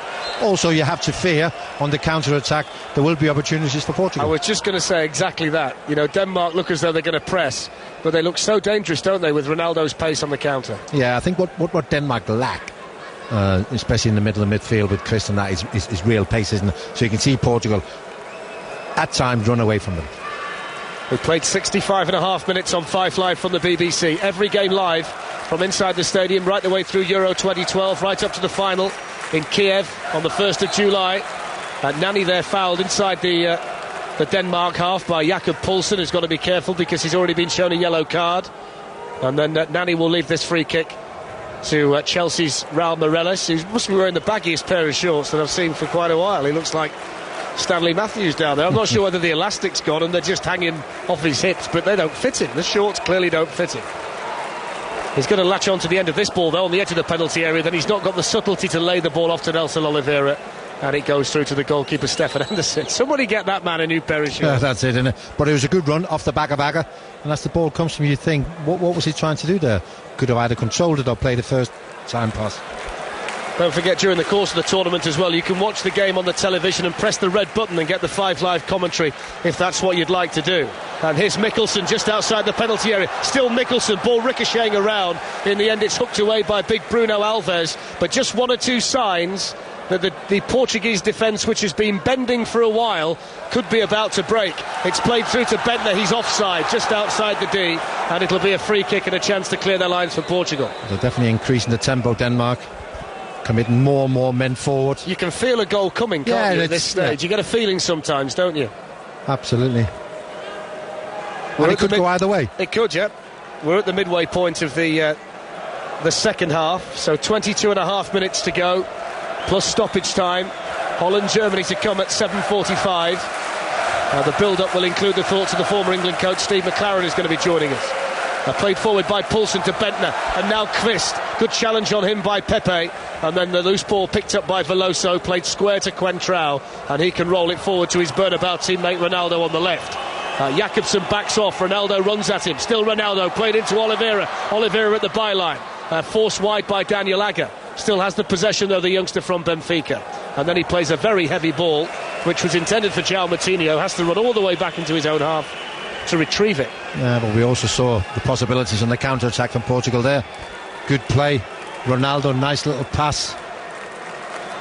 Here's Coentrão, and then Ronaldo again. Those two combined to win La Liga for Real Madrid this season. Ronaldo with the trademark step over, but Jakobsen read it, makes the challenge, and it's stabbed away by the blonde-haired figure of Mikkelsen up towards the halfway line where Eriksson can't gather. Portugal will attack now down the left-hand side with Fabio Coentrão. Coentrão challenged, able though to stab it infield to Veloso. Veloso forward to Oliveira with the dark hair, quite tall, the 20-year-old. Then wide to Pereira, just outside the box on the right. Teases Simon Poulsen, plays it square, then to Raul Meireles. Left foot shot, hits a defender, and then Simon Poulsen is able to challenge Raul Meireles and get the ball back into Portugal's half, where Bruno Alves, the big man from Zenit St. Petersburg, can pump it forward. That's far too agricultural. and it's out on one bounce for a goal kick away to our right for Denmark. Yeah, not sure what he was trying to do there. Alves, good little spell for Portugal. It's quite tense now, though, isn't it, this? Yeah, it's just not on the field, but in the stadium too. Yeah, because people know, don't they? You know, the Portuguese 2-0 up in control. They're thinking if we let another one in, then you let a great lead slip. And of course the Danes know, as much as they have to gamble, you can't go too gung-ho. Someone's just unfurled a big Everton banner behind Stefan Andersson's goal on the middle tier, away to our right-hand side, underneath these two giant screens that hang over each goal. And we've got the overhead camera as well that whizzes around on the four wires and follows the play above us. A neat turn by Oliveira, but then he's tackled by Jakob Poulsen. And Denmark have got the possession inside the Portuguese half, but it's a poor pass, although Pepe then loses it and fouls Jakob Poulsen, and it's a free kick. He's made himself extremely unpopular, hasn't he, with these Danish players, Pepe? He just offered his hand to pick up Jakob Poulsen, who just kind of brushed him away. I think he's that type of character, isn't he? Here's Simon Poulsen on the left, and he's going to wriggle away from João Pereira. Had the chance to cross and then tried to beat him again and lost the ball.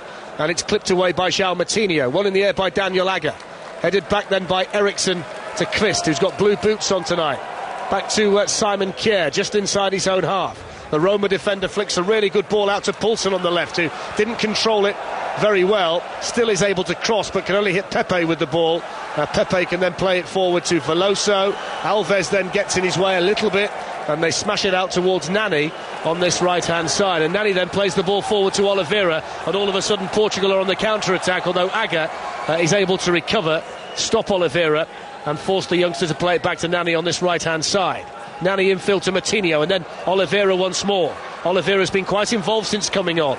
Plays it out towards the left side in Coentrão, and then to Ronaldo, and then back to Coentrão. Good surging run by the fullback. Oliveira, left foot shot all along the ground and straight at Stefan Andersson. But they did work the space well there, didn't they, Portugal? And he has been involved, Oliveira, since he's come on. But he's playing too far away from goal, isn't he? He's come on as a lone striker, as a bit of a target man, and he's spending all his time playing deep in midfield. But he is a good player, technically very good. Just starting to be slightly concerned about the Portuguese defensively. They just seem to lack a little bit of composure at the back at times.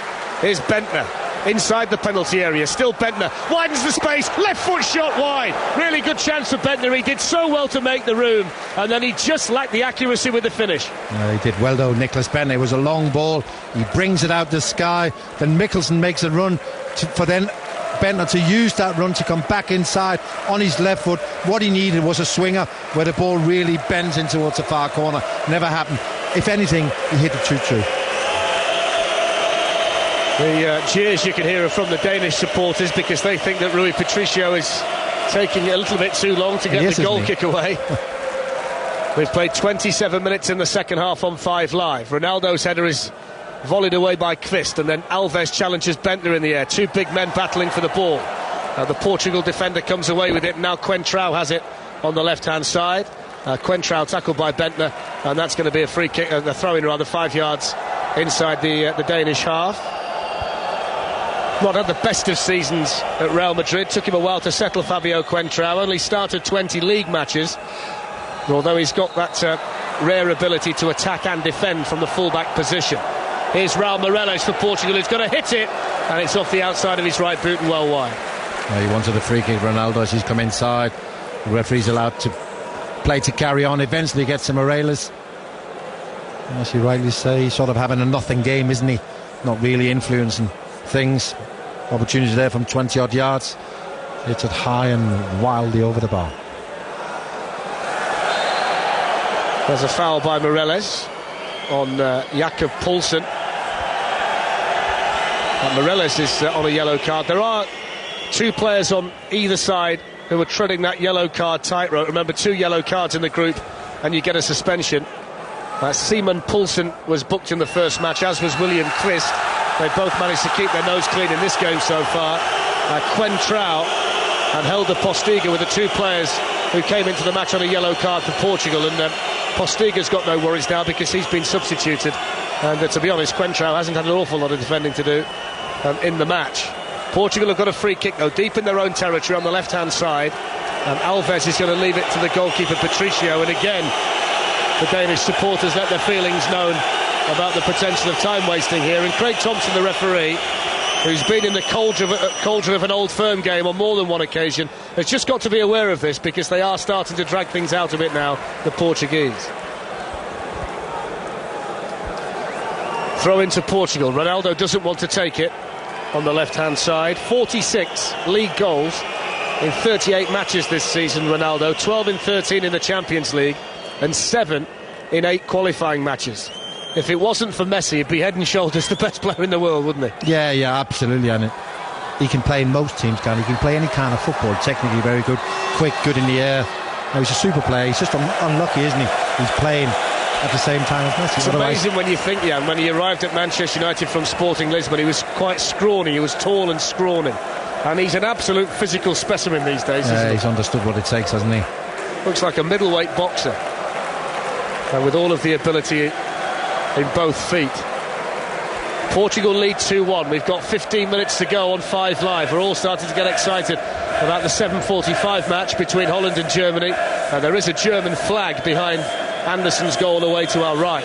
Anderson has been beaten twice in this match by Pepe and Postiga. Patricio just the once, that close-range Bentner header right at the end of the first half, and that's been the only scoring so far. 75 minutes are gone, and Denmark have got the ball inside the centre circle, looking to attack. Good ball out by Jakob Poulsen to Lars Jakobsen on the right-hand side. Jakobsen's cross is blocked by Fabio Quentrao, and it's out for a throw into Denmark, which is taken by Jakobsen to Eriksson, and then into a central position to Kvist, and then helped on slightly further to Daniel Agger, and he's well forward now, the central defender for this Danish attack, as is the left full-back Poulsen, who's got the ball. Back to Kvist.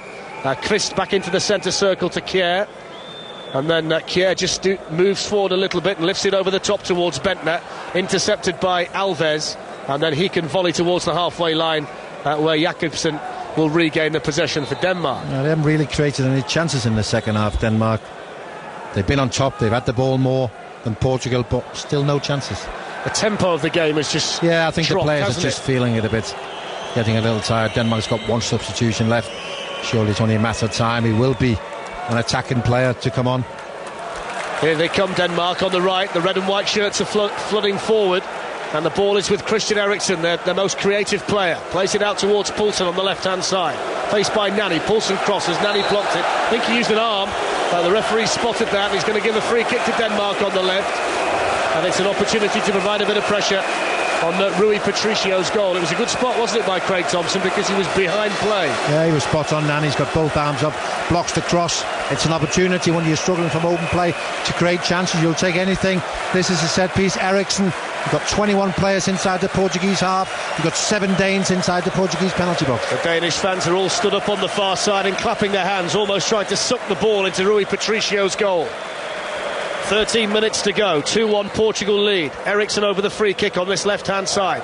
Into the centre towards Patricio, and it almost fell in there for Kjær, and the goalkeeper Patricio was just able to punch it away. Any kind of touch from Kjær and it would have been a goal. I think you're spot on. Good delivery. Now here's Eriksen again. That gives the ball away, and now Portugal can attack with Oliveira. And he's difficult to knock off the ball, is the youngster from Benfica. And Nani plays it through to Ronaldo, who's onside. Ronaldo can win it. Oh, he's put it wide. Ronaldo's missed with virtually an open goal from 12 yards. Only had Anderson to beat, and he didn't even hit the target. And it was a terrible finish by Ronaldo. I really don't know how to explain that. This is one of those situations you have to see it. I mean, it was poor play by Eriksen, but what a fantastic first-time pass by Nani. And he's completely on his own with the goalkeeper, Ronaldo, all the time in the world. Never mind not scoring, he missed the target altogether. By 2 or 3 yards, yeah. Incredible. I mean, it wasn't even near the post. I just thought he was going to take it around the goalkeeper. Yeah. The goalkeeper was way off his line. He's 16 yards off his line. I thought Ronaldo was just going to take it around and roll into an empty net. Decides to go first time well wide. Incredible. Wow. You said he was a good player. Well, somebody told me he was. I mean, Ronaldo's wasted 2 one-on-ones in this match. Yeah, absolutely. Yeah, the first one, not a great else opportunity as that second one, but that second one, it's a goal all day. A player of his calibre never misses a chance like that. Well, they've had their opportunities to finish the game off, and here come Denmark. Jakobsen crosses. That's blocked by Quentrao. It's gone behind for a goal kick. Must have taken a touch off Jakobsen on the way out. Jakobsen then says that might actually have struck the arm of Quentrao inside the penalty area. But the linesman on the far side had a really good view of it and didn't flag. Just seeing the replay now, and it did strike the side of Coentrão's body, and it was a good call by the officials. They should have killed the game off, Portugal, and they haven't, and you wonder whether they're going to pay for that. We're seeing the replay again. He's put it 2 yards wide, Ronaldo. The goalkeeper as well, Jan. He's actually off balance, isn't he? Yeah, that's right, yeah. I mean, the goalkeeper's already on his way down, isn't he? And you think he just uses the momentum of the pass to take it around and to roll into an empty net. Incredible decision. The curse of the major championship strikes Ronaldo once more. 11 minutes to go. Portugal lead, though, 2-1. But they've missed chances. Denmark have got the ball inside the Portugal half with Jakob Poulsen, who's done well since coming on for Zimmerling very early in the match. That's a really good ball. Threaded out to the far side to Jakobsen. Crossed in towards Bendtner. Bendtner heads, hits the post, it's in. Denmark are level. Nicholas Bendtner's got 2 headers, and Denmark have come from 2-0 down to level things in Levine. 10 minutes to play. Denmark 2, Portugal 2, and Nicholas Bendtner is Denmark's hero. At your peril, you doubt the greatest striker in the world. Never mind Ronaldo. Bendtner told us years ago, he's the man. He proves it yet again. There was never any doubt. Jakobsen again on the right. Deep cross. We're right behind it. We know it's a goal all day. Bendtner rises, heads it in at the near post. Goalkeeper no chance. Game on. 2-2. I wish you could have seen Jan Molby flex his neck muscles as that cross came in from the right-hand side.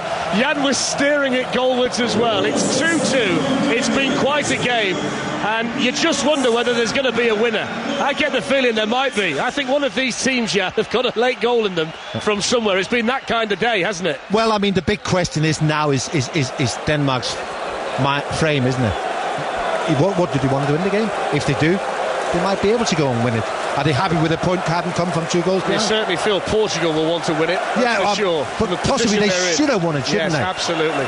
You know, Ronaldo scores that goal when he's clean through. As he missed that chance, all the Ukrainian fans were singing Messi, Messi, Messi. 2 minutes later, the real greatest striker in the world scores. He's second of the game. He's 6th goal against Portugal. Now they've got a free kick to defend Denmark, and Ronaldo is striding back purposefully. It's on the angle on the left-hand side. It's a difficult angle, this, for Ronaldo, but, well, if anybody can, he can. Here he comes, right-footed. Ronaldo hits it low, and the goalkeeper saves it at the near post. That was well held by Anderson, because he can't have seen that very much, because it was low and it came through the wall and it went under the boot of Pepe, and he did really well to hold it, didn't he? Yeah, he did ever so well there, Anderson. It's one of those situations, isn't it? You're always worried there's loads of bodies in front of him, but he kept his eyes on the ball. When it came in, he kept hold of it. He's nothing if he's not predictable, by the way, Paulo Bento, because he took off Helder Postiga for Oliveira in the first match, and he also sent on Varela late on, the Porto player, and he's going to come on again. Here come Portugal. They've upped their work rate and the tempo a little bit since it went to 2-2. They feel they've got to win this match. You can tell by the way they're playing at a much higher tempo now. It's 2-2. And we've played 37 minutes in the second half, so we've got 8 minutes to go. We've had 4 goals in the game. Pereira to Nani. You'd feel for Nani if he didn't finish on the winning side today. He's been so good for them. Nani just outside the penalty area, faced by Poulsen. He's won that battle hands down, and then he's gone over just outside the box under his own steam, according to the referee. Nani is furious and bounces up and down on the spot and throws his fists around. He felt he was tripped. Yeah, I think he feels that Jakob Poulsen, who just clipped him as he went past him. Referee, as his assistant, have seen nothing, but he needs to get back. That red and white jelly's wobbling again in the far corner.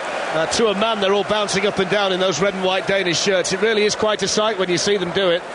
And there's little pockets of them all. It seems like you've got to have a shirt on to be able to jump up and down. If you've not, you stay in your seat. And it really is quite a sight to see. Here comes Pepe for Portugal over the halfway line. Good run by the centre-back from Real Madrid. And now here's Ronaldo on the left-hand side.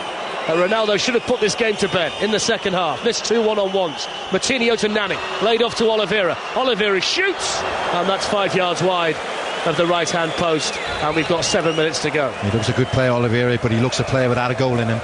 You know, he plays in areas where he's never really going to be a problem for the Danish defenders. Mr. Predictability.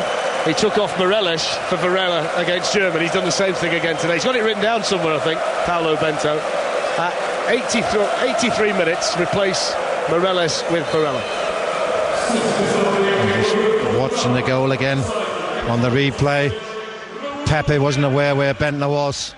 creates a bit of space. Beautiful cross by Jakobsen. It's an attacking change, certainly by Portugal, and now they might be in again with Ronaldo. Ronaldo fed by Nani, stabs it goalwards without power. Both Agger and Jakobsen got across to make the challenge, and Ronaldo is denied once more. I saw Varela play for Porto against Manchester City in the Europa League this season. He scored in the Estadio de Dragao, played as a winger that day, and he's certainly a much more attacking-minded player than the player who's just come off Real Morelos. So it's an attacking change by Bento. Well, they have to, don't they? They feel they'll need the 3 points to give himself an opportunity in the last game against Holland. 6 minutes plus stoppage time to play. Denmark 2, Portugal 2. Portugal had this game under control when they led 2-0 in the first half through Pepe and Postiga, but two Bentner headers have got this confident Denmark team back on level terms, having beaten Holland in the first match. Good ball by Ronaldo to Oliveira. Still some defending for Denmark to do. Now it's with Quentrao on the left. The white shirts are flooding into the centre. Quentrao gets the cross in, hits Simon Kjær, spins behind for a corner, and they've just turned up the heat a little bit more on that Denmark defence. Absolutely, it's a different game again, isn't it, this time? Oh, again, it's now Portugal on top, piling forward. They've got a lot of attacking ability on the pitch. They're going for it, that's for sure. Nani's going to take the corner from the left. Alves in the penalty area. Pepe in the penalty area. Ronaldo. It's a deep ball in towards Alves. Flicked away by Bentner, who's done his best work in the game with his head, both in an attacking sense and defensively. Varela spins away from him on the Portugal right side and plays it back to Moutinho, just outside the angle of the area. To Oliveira, and then to Varela. And Varela's cross is blocked, and it's going to be another corner, this time from the right-hand side. What a fantastic tournament this has turned out to be. It's been fantastic, hasn't it? But, you know, we have almost every team trying to win every game that they play in. They go at it, hammer-on. Corner on the right. João Moutinho to take it for Portugal. Whips the ball into the centre. Good corner, missed by Alves and Ronaldo, and then hit away from the penalty spot by Jakobsen. Anywhere will do as far as Denmark are concerned. Eriksson has done well to clear his lines. It'll be a throw-in midway inside the Danish half to Portugal. Ball retrieved by Paulo Bento, the coach, and thrown quickly to Pereira. And now Miguel Veloso, back to João Pereira. Pereira's going to cross, puts the ball into the danger area. Poor ball in the end, headed away by Jakobsen. Nani will challenge, but he's beaten in the air by Mikkelsen, and then Quentrao gets it back under control for Portugal. Lots and lots of white shirts around the penalty area. Nani operating on the left side now. Fizzes the cross in towards Ronaldo. Diving header by the Danish captain Agger to clear. Poor control by Mikkelsen. Quentrao's got it back again. Quentrao wriggles away and sets off down the left. Quentrao crosses. Ronaldo. Varela misses his kick. Varela again. Oh, he scored! Varela the substitute off the bench to break Danish hearts. The Portuguese players to celebrate with Varela. The substitutes are in there as well, and with 3 minutes to go, Portugal have thrown the game away, lead once more. Denmark 2, Portugal 3. What a game.